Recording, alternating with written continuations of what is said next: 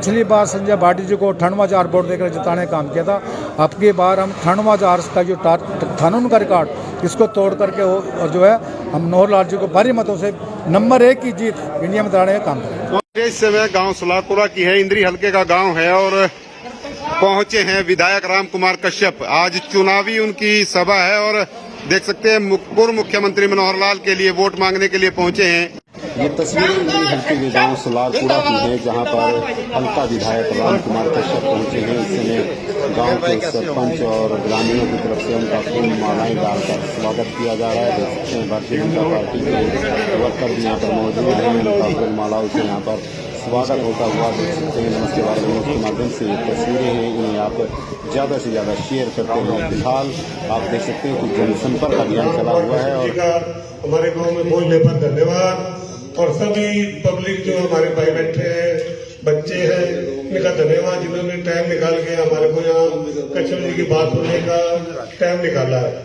सभी को मिलकर से धन्यवाद। सबसे पहले कश्यप जी का यहाँ पर पहुंचने पर इनका धन्यवाद।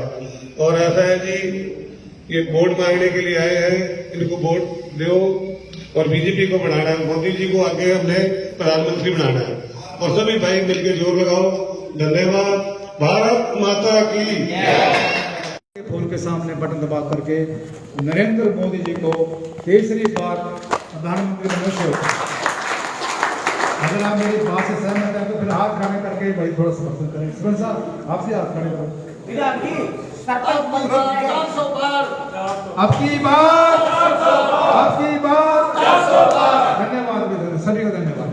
चुनावी सभा में सभी को मालूम है अपने भारत में लोकसभा के चुनाव हो रहे हैं। तो हमारे हरियाणा में 25 तारीख को चुनाव है, छठे चरण में। हमारे यहाँ से लोकसभा के जो हमारे उम्मीदवार हैं, पूर्व मेरे हमारे मुख्यमंत्री जिन्होंने 9.5 साल मुख्यमंत्री के पद पर रह करके हरियाणा से की सेवा की, बहुत सी कल्याणकारी नीतियाँ योजना आपके लिए हम सभी के लेकर के आए, जिनका हम भरपूर फायदा भी उठा रहे हैं।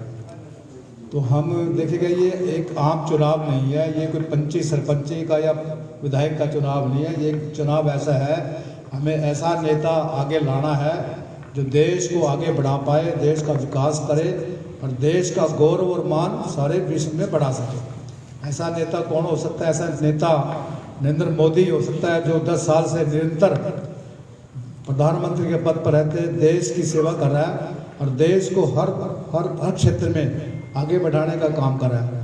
आज अगर हम देश की बात करते हैं, आज विदेशों में भी भारत का मान और गौरव विदेशों में बढ़ा है।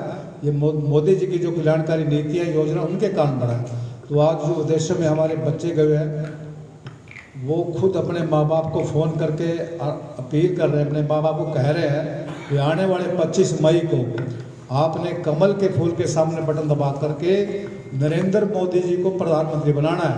वो कहते हैं क्यों, किस प्रकार कहते हैं, अगर आज हम विदेशों में रह रहे हैं, आज हमारा मान सम्मान है, हमारा गौरव है, ये केवल मात्र नरेंद्र मोदी जी की वजह से। और ये बिल्कुल स्पष्ट है, ये मैं नहीं कह रहा, सारे लोग हिंदुस्तान के जना ये कहता है कि आज अगर हमारा मान सम्मान विदेशों में बढ़ा तो नरेंद्र मोदी जी की वजह से। पहले जैसे अपने हरियाणा में 25 मई को चुनाव होने जा रहे हैं लोकसभा के, हमारे यहाँ जो हमारे लोकसभा के प्रत्याशी माननीय मनोहर लाल जी, जो पूर्व में हमारे मुख्यमंत्री रहे, जिन्होंने 9.5 साल मुख्यमंत्री के पद पर रहते हुए हरियाणा की सेवा करी, हमारी सेवा करी, बहुत सी नीतियाँ कल्याणकारी नीतियाँ योजना लेकर के आए, तो वो हमारे प्रत्याशी हैं। उनके लिए वोट की अपील करने के लिए मैं यहाँ पर पहुँचा हूँ। सलारपुर है, मैं देखिएगा सलारपुर वासियों ने काफ़ी संख्या में यहाँ पहुँच करके जो है मनोहर लाल जी को समर्थन देने का अपना विश्वास दिलाया है। मुझे उम्मीद है इस गांव से जो है भारी मतों से हमारे मनोहर लाल जीत कर जाएंगे। और कुल अगर मैं बात करूं लोकसभा की, भारी मतों से, रिकॉर्ड मतों से जो है जीत करके एमपी बनेंगे और उनकी वोट से नरेंद्र मोदी जी दोबारा तीसरी बार प्रधानमंत्री बनेंगे। आमतौर पर जो कांग्रेस पार्टी के प्रत्याशी हैं या कांग्रेस पार्टी के जो भी लीडर हैं, वो कहते हैं कि अगर भारतीय जनता पार्टी की सरकार तीसरी बार बनी तो संविधान खत्म कर देगी, आरक्षण खत्म कर देगी। देखिए, ये लोगों को मिसगाइड करने की बात है।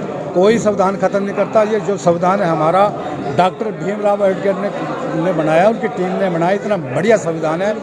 देखो देश के हित में कहीं ना कहीं उसमें बदलाव तो कर सकती है, परंतु ये जो लोग कहते हैं ना सिर्फ बिल्कुल टोटली इसको ख़त्म कर देंगे, आरक्षण खत्म कर देंगे, ऐसा कुछ नहीं है। ये लोगों को मतलब बहलाने, क्योंकि सभी जनता जो गरीब लोग हैं गरीब लोग हैं वो मोदी जी के साथ लगे हैं। अब उनको जब लगता है भी गरीब लोगों को कैसे हटाया जा सकता है, पीछे उड़ा जा सकता है, अब तब उन्हें उल्टे फुल्टे बयान दे करके लोगों को बहलाने का काम करें। परंतु जनता बहुत समझदार है, उनकी बातों में आने वाले नहीं है। और आने वाले जब 4 जून को रिजल्ट आएंगे, अब की बार जो नरेंद्र मोदी का सपना है ना 400 पार का सपना, उनका संकल्प पूरा होगा। हरियाणा में मोदी जी आए, अमित शाह जी आए, आज राजनाथ जी आ रहे हैं, योगी जी आए हैं, तो कितना माहौल बहुत बड़ा, देखो उनके आने से बहुत अच्छा माहौल जो है नरेंद्र मोदी जी के फेवर में, कैंडिडेट के फेवर में हो गया। तो लोग बड़े खुश हैं, बड़ा हौसले से।